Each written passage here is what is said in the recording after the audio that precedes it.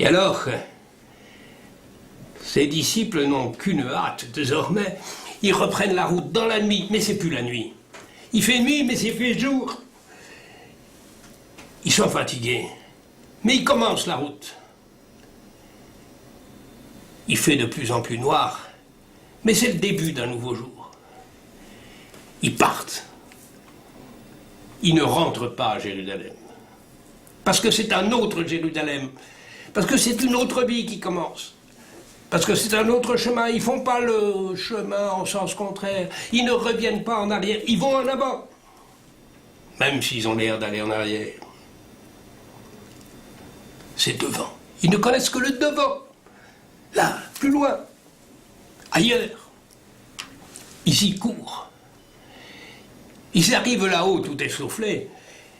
Ils vont au Cénacle, là où sont réfugiés les apôtres.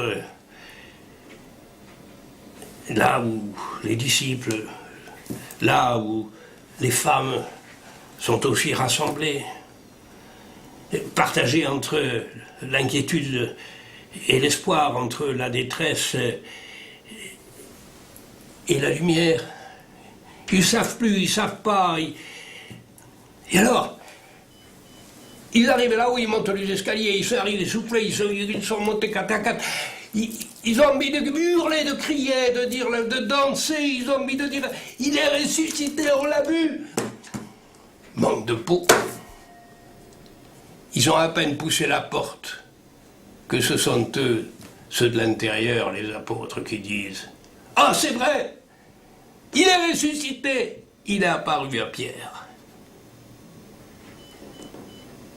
Vous voyez, souvent, on se fait voler son témoignage.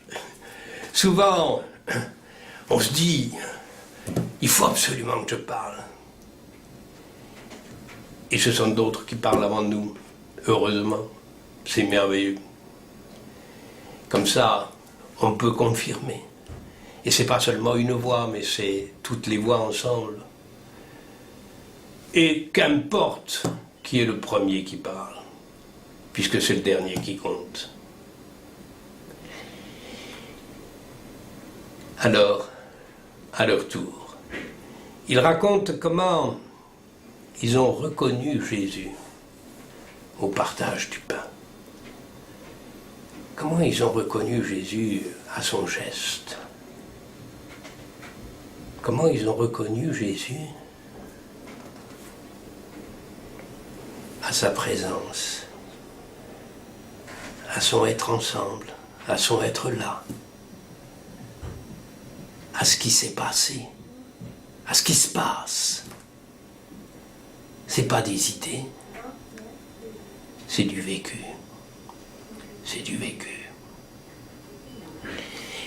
Les disciples d'Emmaüs, c'est du vécu. Faut pas chercher à faire la même chose, mais il faut chercher à faire de sa vie un vécu. C'est là que le ressuscité nous attend.